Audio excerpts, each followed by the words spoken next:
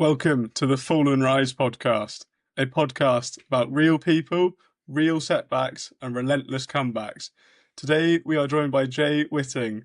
Jay, can you introduce yourself for us? Sure. So I'm Jay. I am from the UK in a place called Essex. I am 33. I'm a full-time solicitor that works in London with a hobby on the side of trying to climb the biggest mountains that I possibly can. That's pretty much it in a nutshell. And with that hobby, you've just become the youngest British person and first non-professional climber to climb the Triple Crown. Can you please explain to the listeners what the Triple Crown is? Yeah, of course. So it's kind of like, I mean, those of the listeners that are in the UK will be probably familiar with the Three Peaks Challenge, which is, quite well known if you're into your hiking and your outdoors. It's kind of like the extreme version of that. So if you took that challenge and you put it in the pool, it's called the Everest Triple Crown, and that's because you've got Everest. Obviously, probably everybody that's listening knows Everest is the highest mountain in the world, and then you've got Lhotse and Nuptse, which people probably haven't heard of, but they are the two neighboring peaks. And to climb all three of those mountains in one season is a challenge that's considered in the climbing community or known as the Everest Triple Crown. So that's essentially what it is. What was it like becoming the fourth Western person to climb the Triple Crown? So I mean, there's so many numbers being thrown around about fourth, third, and youngest Brit. I think so. There's this one website called the Himalayan Database, and it's a fantastic website. And you can basically, I don't know if you've logged onto it or have heard about it, but you can go on and you can check who's climbed what mountain in the Nepalese Himalaya. It's an amazing website that was set up by someone called Liz Hawley, a long time ago, and is now run by someone called Billy Björling. And the reason why I mention that is because it's considered the authority. If there's any questions about who's climbed what, you go onto the Himalayan database and you can check. And I think, and I'm happy to be put wrong by your listeners, I think I am the fourth person overall in history to have done it. There is Kenton Call, who did it for the first time. There's Garrett Madison, who's also a well-known guide who runs his own company.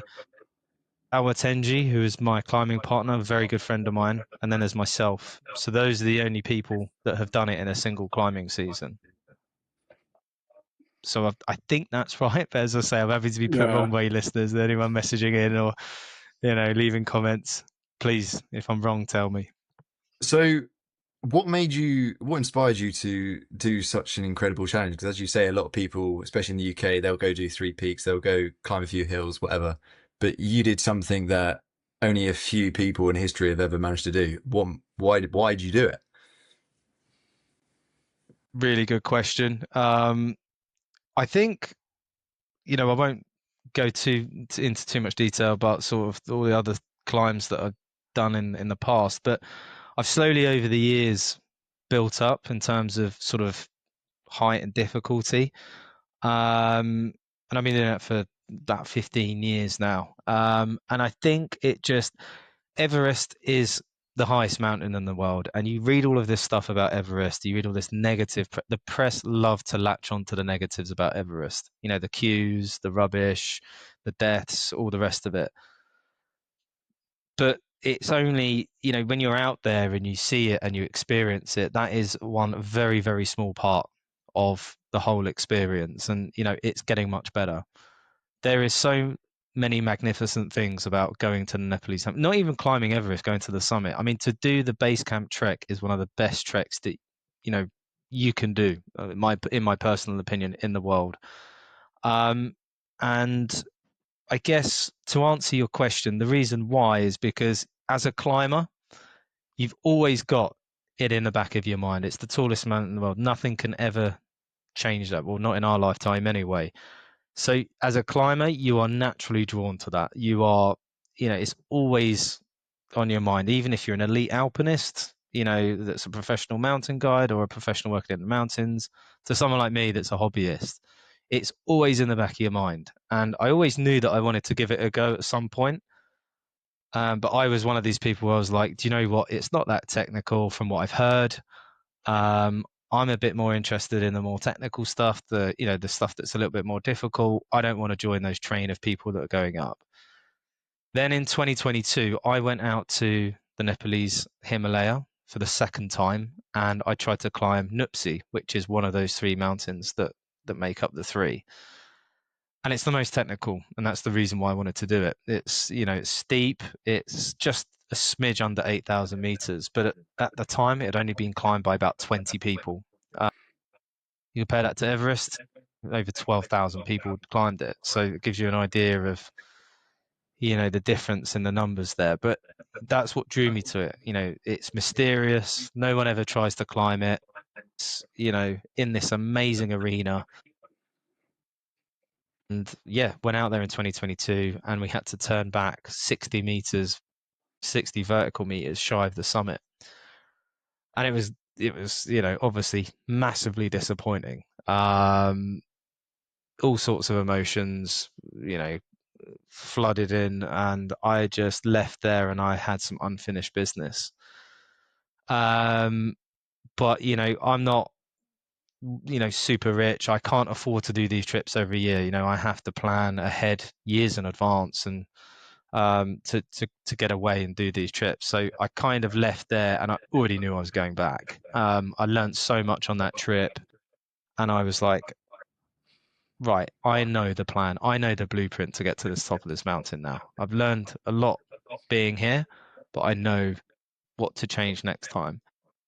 And then I sort of, I knew I was going to go back, but I had a conversation with Kenton, who's a good friend of mine, and he was just talking about Nuptse, and obviously he'd climbed the Triple Crown. He was the first person to have done it, and I remember reading his book, One Man's Everest, a long time ago, and that was when it first came onto my radar. And I didn't say, oh, I want to do that. I just remember reading about it. I think that's pretty cool.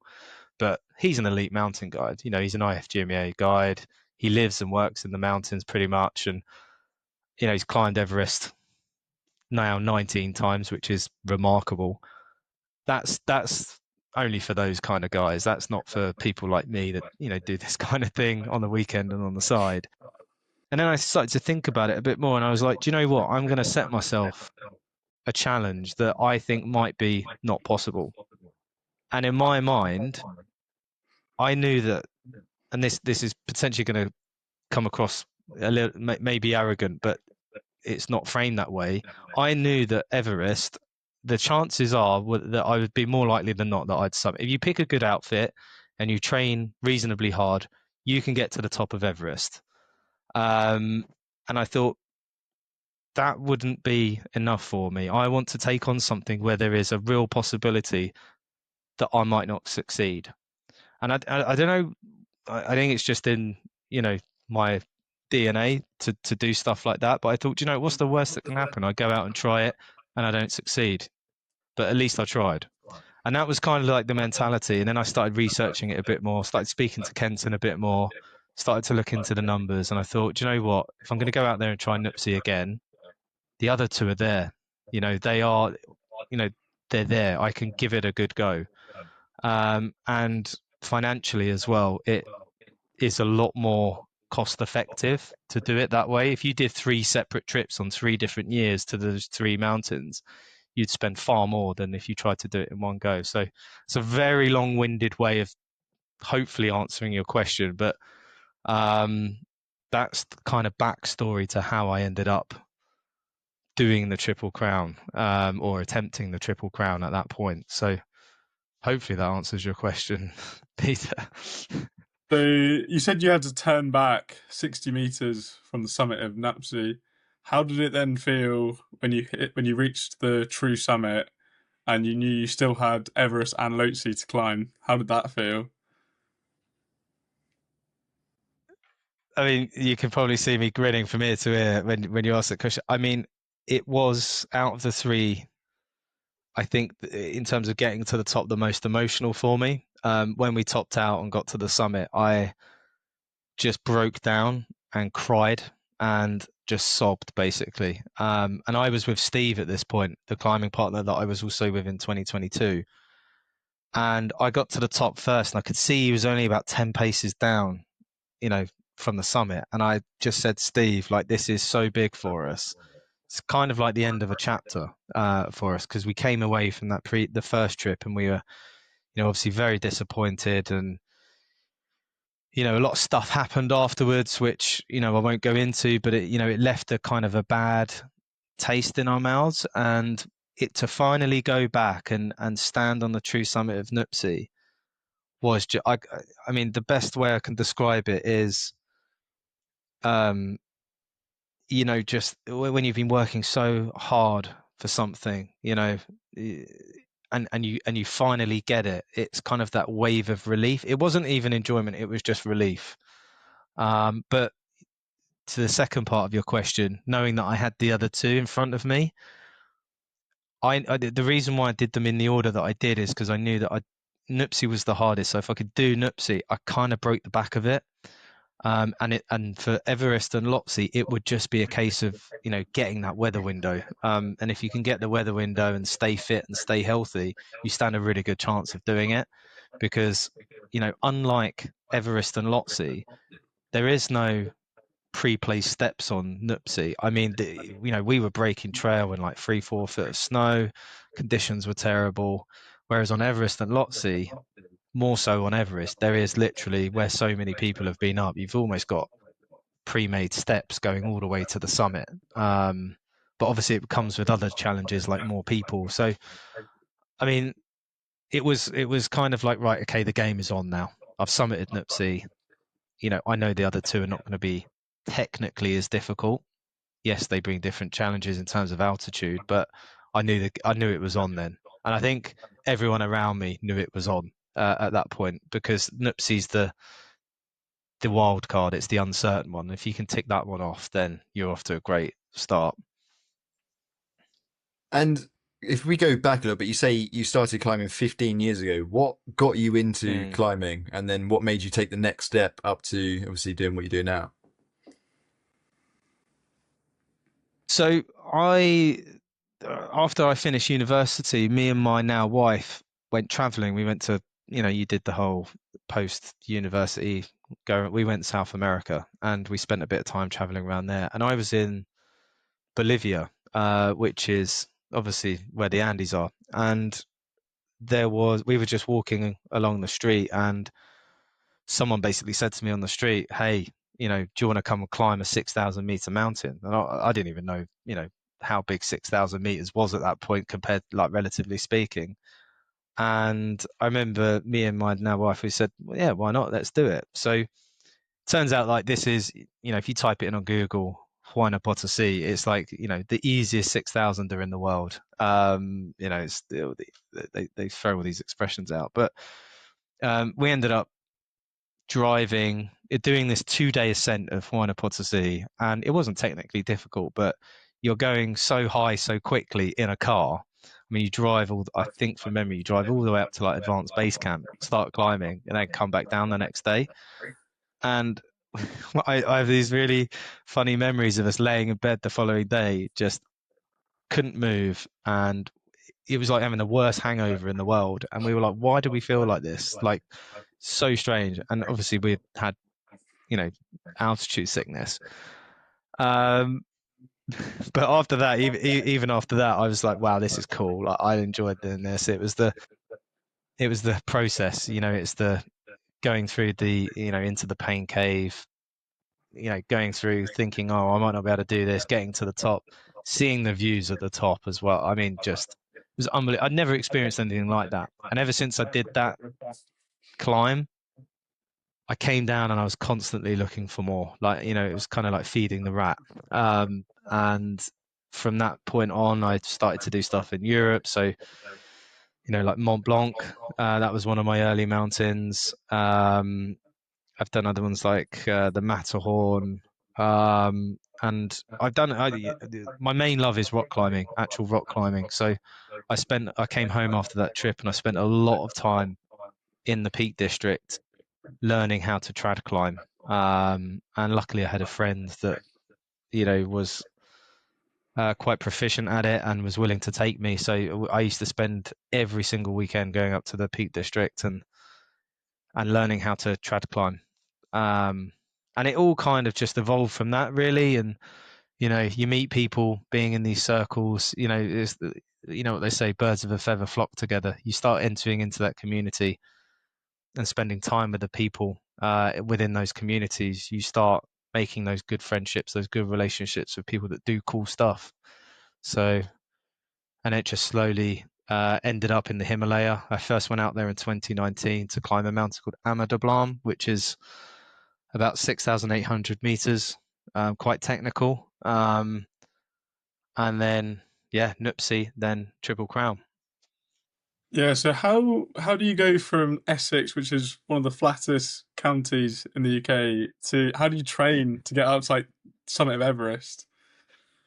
Yeah, it's really funny when I have that conversation with people. It is, yeah, you're absolutely right. It's one of the flattest places in the UK.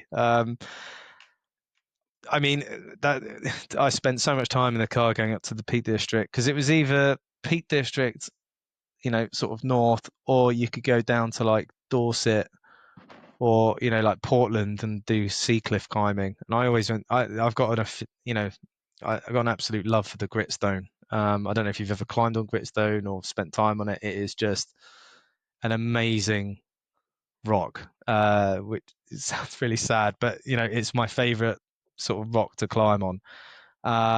So that was like the biggest or the hilliest place I could find that was closest to home. But I mean, leading up to training for the Triple Crown, I'm sure we'll go on to it, but training for that I had to get quite creative with the hill training. Spent a lot of time on the Stairmaster, too much time on the Stairmaster, and just finding the local stairs that were like 30 meters and just doing those umpteen times. So you just get creative. You deal with what you can, don't you? How long do you reckon you were staying on the Stairmaster a day? So I mean, I can tell you. So I had a very detailed training plan from a guy called Mark Postle at a company called Invoke Endurance, and he basically prescribed me a 6-day a week training plan for like 2 years. And the worst session I can tell you was on the Sunday, because that would be my long cardio workout, and had to be hilly as well. So when the weather's all right, I used to go outside and do the steps or whatever. But when the weather wasn't too great, spend 3.5 hours on the Stairmaster in the gym. And it was I mean, for me, it was more of a mental challenge than a physical challenge to last that long on a Stairmaster. But I mean, I think I've exhausted every single climbing video on YouTube and whatever. And yeah, I went to the gym for the first time, last week, and walked straight past the Stairmaster. And I used to use the same one every single week. And it was like having PTSD. I just sort of, shuddered as I walked past it. It was funny, but yeah, you get creative. How do you you obviously talk about mindset. How do you train your mind, or you naturally have that mindset to go and do these difficult things and persist with it and not give up? Yeah, I think I was talking to someone on the weekend about this, and I think I definitely wasn't born with it. It's something that I've worked on very hard growing up, and not just in climbing, but just in sport and just in life in general, really. And I think it's David Goggins refers to callousing the mind. Making sure your mind's calloused.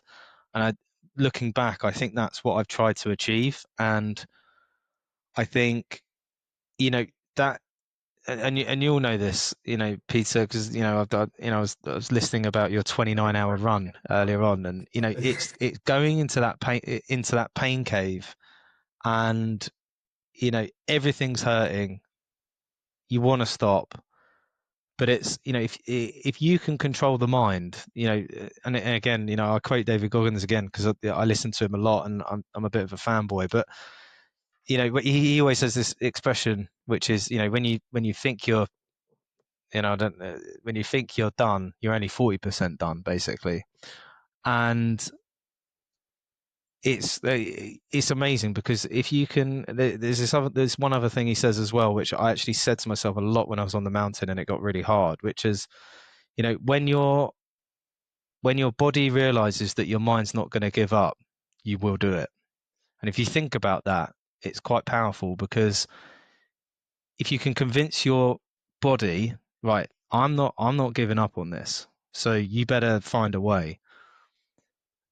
It's amazing what how the body adapts and how you can get through it. I mean, I'm sure we all of us have been in scenarios on this call where you think you are done, but you somehow find that reserve, you pluck it out of somewhere, you find that energy and you get it done. And that for me is that when you come out of that and you come out the other end, it is the most rewarding thing for me personally that I can, that it's the most powerful, rewarding thing, and you grow as a result.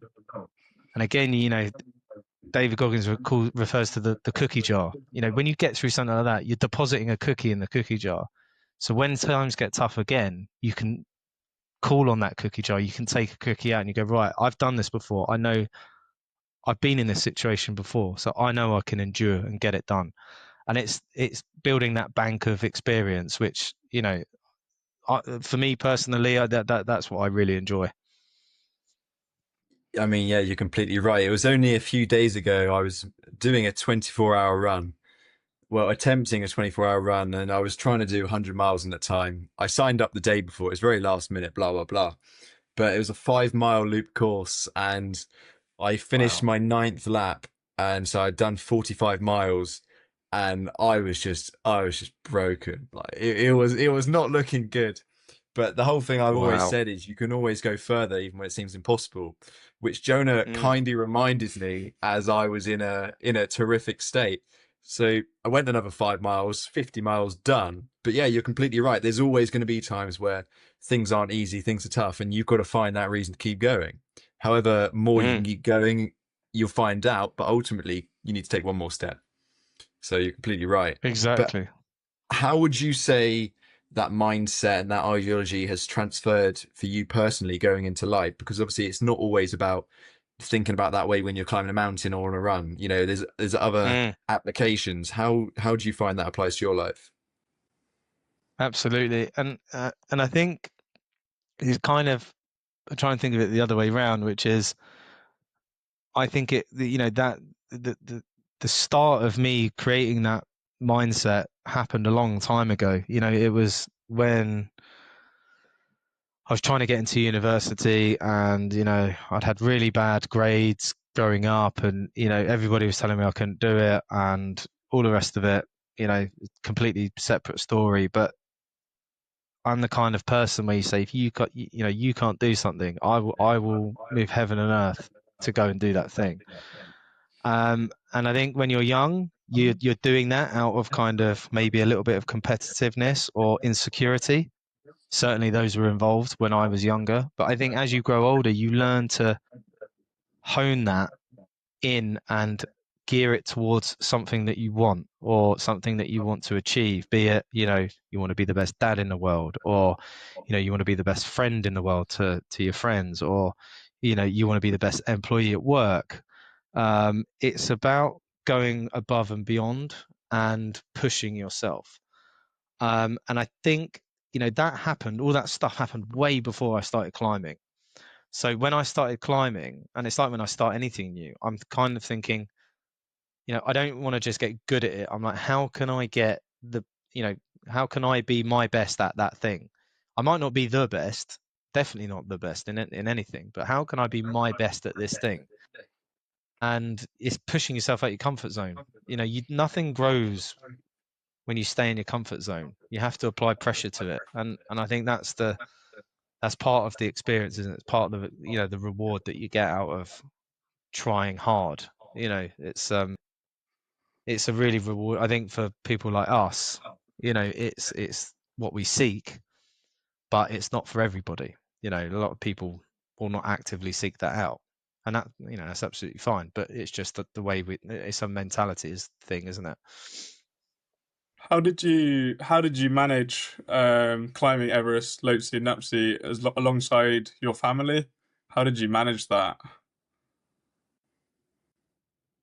I've got a very, very patient wife. I so I mean, so my daughter's just turned 1. So I mean, training. I started training a year before she was born. Then she was born, and then it carried on for a year. So, I mean, I've got an incredibly, incredibly supportive wife and family network around me, and they all knew I was working towards this big goal. So we made it work. It was very difficult. Leaving my family was very, very difficult for 6 weeks, especially at the age that she was, because she was just growing so quickly. And when I came home, she was just totally different to when I left. But it's amazing now. I mean, the technology was amazing. We had Starlink at base camp. So, I mean, it was like, dare I say, it was actually probably better than the quality of this call because you guys are looking a bit fuzzy. But it was, it was amazing. It was super fast, and it just made, contacting home very easy. But that has its consequences as well, which I learned when I was high up on the mountain, and we had internet connection, and it kind of caused me a bit of a wobble when I was up there. So, I mean, to answer your question, it was very, very difficult to leave the family. And I think without the support of my wife and my family to help out with, childcare and whatever, it would have been impossible. So, Would you say that support got you through the difficult parts on Everest, like the icefall, the Lhotse face, the balcony? Do you reckon it got you through those bits? I think maybe not got me through them, but it makes you think very differently. So, like, I remember before I had a child, my mindset and my appetite to risk was very different to what it is now. So, and the way I described this the other day to someone was, before I would have been like, there's a 50-50 chance that this could end badly, but I'm willing to take that risk and just go for it. Like you're on a trad lead, on a quite sketchy trad lead, and you place a dodgy bit of gear and you're like, right, I'm going to run this out. Like, it'd probably be okay, but if I thought it's going to end badly, I'd go for it. Whereas now, I kind of, I've dialed that in a little bit, and when I look at something, like the icefall is the, you ask anyone that I climbed, it is the one thing that I'm absolutely terrified of. And when I went through it, I was just thinking, you've got to go through this quickly. Don't mess around. Speed is your friend going through this place, because it is incredibly dangerous. It's the one part of the climb that really, really causes me a lot of worry. So that was always at the forefront of my mind. I was thinking, God, how would it look if something bad was to happen and it's in the icefall? But I think, going back to what I said earlier about having that connectivity with your family, and I always had pictures in my tent of my family, and I took a picture up to the summit of each mountain with my family and whatever. But when I was on the South Col, so for people that sort of don't know the camps on the mountain, the South Col is the highest camp in the world. So it's the camp that you sleep in before you go to the summit of Everest. It's like about 8,000 meters, and it's an incredibly hostile place. It's very windy. You're in a tiny little tent. It will be you. Well, for me, it was just me and my Sherpa, and it was very, very windy. And at this point, I just climbed 2 mountains, and I was getting pretty tired, and we had to delay our first summit bid because of the wind. So we spent an extra night in the tent, and we didn't have the oxygen or the food. So at this point, I turned to my Sherpa and I said, Tenji, what do you think? And he just, he's normally very positive and very sort of like, yeah, don't worry, it's going to be fine. And he just looked at me and said, let's just wait. And at that point, it dawned on me. I was like, this couldn't happen. Like, this might not happen. And I'm just starting to think, like, how's this going to look to people at home? How am I going to explain it? People are just not going to get it. And then we got internet connectivity because someone had brought a Starlink up to South Cole, which is at 8,000 meters. And I made what I now consider to be a mistake of phoning my wife at home on video call, and she had my daughter there with me. And as soon as I saw them, I just broke down, and I kind of had this wobble that I referred to. And I left the call and I said to Sherpa, I was just in bits, and I said, should we just turn back? Like this, I need to just go home. And kind of then by magic, I don't believe in sort of, higher beings or whatever, but just by kind of magic, the winds just started to die down and the sun came out. And I was kind of like, right, this is a sign. This is a sign. Sort yourself out, get your head straight, and just remember, you're doing this for them. And then it was just kind of, that all dissipated and went away, and we had an amazing summit. But that was probably the lowest point on the whole trip. That one point. So yeah. And I mean, it's probably a lot of people look at some of these mountains, and many people would never even think of doing it. And for those people who look at you and you're standing on top of the world, what does that feel like if you can put it into words? I think it's a mixture of emotion.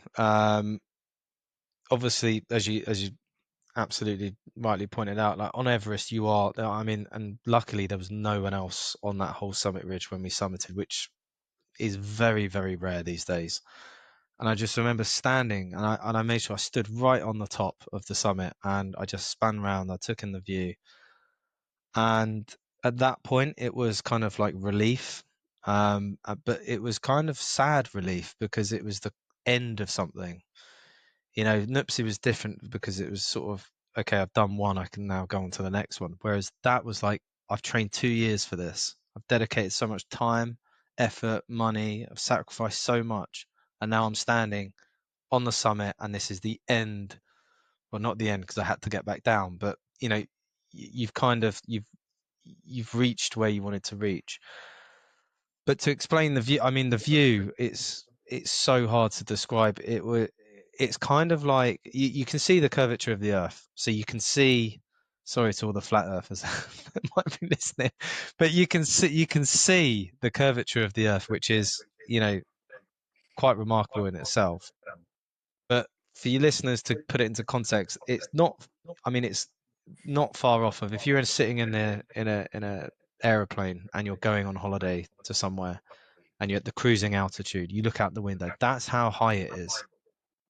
That is how high this summit is, and you can see for absolutely miles, and it's like looking in 4K. It's so crystal clear, and it's hard to put it into words, but it is an amazing feeling. But my mind was instantly right. Okay, I only spent about 10 minutes on the summit.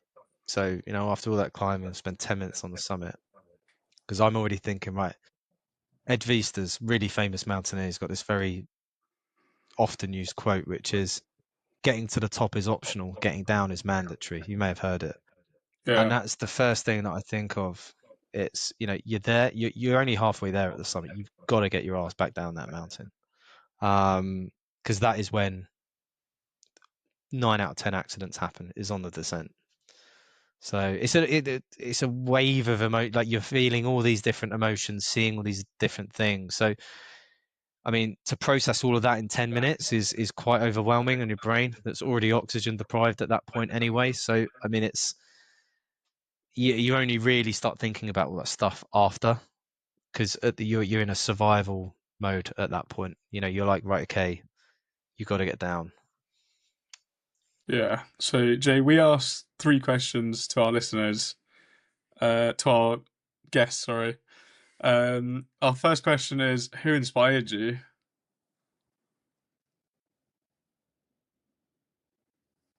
To do this challenge, or in Yeah, or general? in general, both. I think this challenge would be Kenton, just because that's where I got the idea from. I think in general, it's going to sound really, really corny, but my mum inspires me. That's the main person that probably inspires me overall. Our second question is, if your younger self could see you now, what would they say?